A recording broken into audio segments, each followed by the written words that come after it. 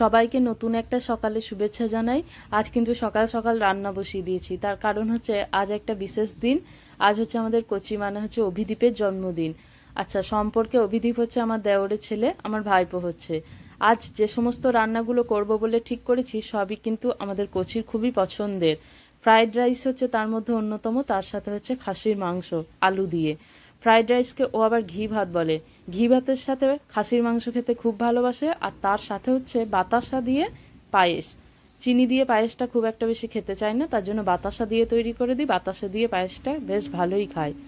রান্না বান্না এদিকে সবই শেষ হয়ে গেছে, তার সাথে সাথে এদিকে আশীর্বাদ পর্বও শুরু হয়ে গেছে।